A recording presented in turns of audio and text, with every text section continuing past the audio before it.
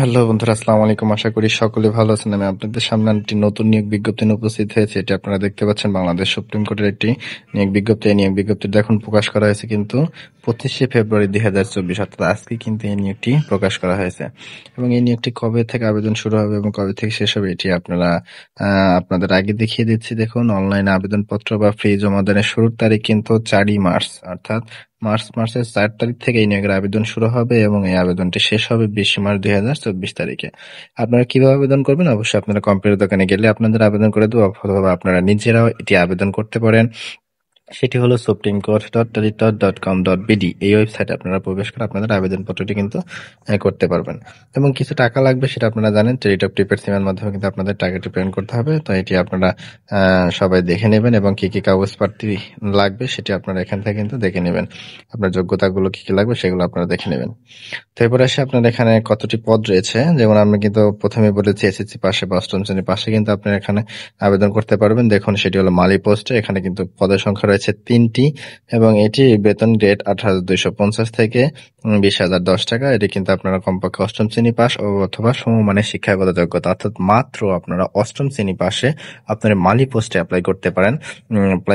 এটি কিন্তু আপনারা খুব একটা সুবর্ণ সুযোগ আপনাদের জন্য। এরপর রয়েছে MLSS। এখানে পদের সংখ্যা কিন্তু অনেক, 9টি পদ সংখ্যা রয়েছে এবং এটি কিন্তু বেতন স্কেল একই, 18,250 থেকে 20,010 টাকা। এটিও গ্রেড 20 এবং এটিও কিন্তু কমপক্ষে আপনার অষ্টম শ্রেণী পাস অথবা সমমানের শিক্ষাগত যোগ্যতা, অর্থাৎ মাত্র অষ্টম শ্রেণী পাস বা 8 পাস করে কিন্তু আপনারা এই MLSS এ আবেদন আপনারা কিন্তু করতে পারবেন। এরপর দেখুন আছে 7 মুদ্রাক্ষরিক কাম কম্পিউটার অপারেটর। এটি কিন্তু পদের সংখ্যা 2টি এবং এটির বেতন স্কেল 10,200 থেকে 24,680 টাকা এবং এটির শিক্ষাগত যোগ্যতা উচ্চ মাধ্যমিক পাস অথবা সমমানের শিক্ষাগত যোগ্যতা, অর্থাৎ অবশ্যই আপনাকে এইচএসসি পাস আপনার হতে হবে এবং আপনাকে কিন্তু নির্ধারিত শর্ট হ্যান্ড ও টাইপিং গতি পরীক্ষা উত্তীর্ণ হতে হবে। অর্থাৎ কম্পিউটার অপারেটর, তো এই জন্য আপনার কম্পিউটারে আপনার যে নির্ধারিত শর্ট হ্যান্ড রয়েছে এবং এটা একটা টাইপিং গতি রয়েছে, সেটি কিন্তু আপনারা পরীক্ষা নেবে, পরীক্ষা আপনার উত্তীর্ণ কিন্তু আপনার হতে হবে।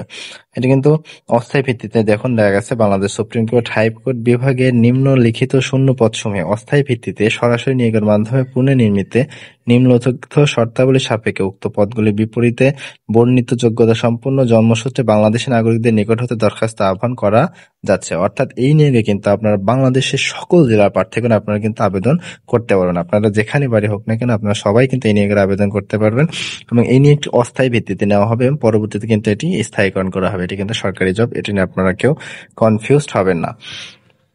এবং আপনাদের বয়সসীমা কিন্তু এখানে রয়েছে, দেখা আছে দরখাস্ত দাখিলের সর্বশেষ তারিখ 20/3/2024 খ্রিস্টাব্দ। প্রার্থীর বয়স 18 থেকে 30 বছর হতে হবে, অর্থাৎ মার্চ মাসের 20 তারিখ অনুযায়ী আপনার সর্বশেষ বয়স 18 থেকে 30 বছরের মধ্যে আপনার হতে হবে। আর মুক্তিযোদ্ধা হলে তার 18 থেকে 32 বছর, এটা আপনারা জানেন। এফিডেভিট কোনো গ্রহণযোগ্য নয়। সরকারি আধা সরকারি স্বায়ত্তশাসিত প্রতিষ্ঠানে কর্মরত প্রার্থীকে অবশ্যই যথাযথ কর্তৃপক্ষের সম্মতির মাধ্যমে আবেদন করতে হবে। এ সংক্রান্ত অনুমতিপত্র মৌখিক পরীক্ষার সময় প্রদর্শন করতে হবে। আপনি যদি সরকারি আধা সরকারি বা স্বায়ত্তশাসিত কোনো প্রতিষ্ঠান থেকে আপনার এখানে চাকরি নিতে চান, অবশ্যই আপনার কিন্তু কর্তৃপক্ষ, যার কর্তৃপক্ষ রয়েছে সেই কর্তৃপক্ষের মাধ্যমে কিন্তু আপনারা কর্তৃপক্ষের সম্মতিপত্র কিন্তু আপনারা নিয়ে আসতে হবে, না হলে কিন্তু আপনার এখানে থেকে বাদ দিয়ে দিবে।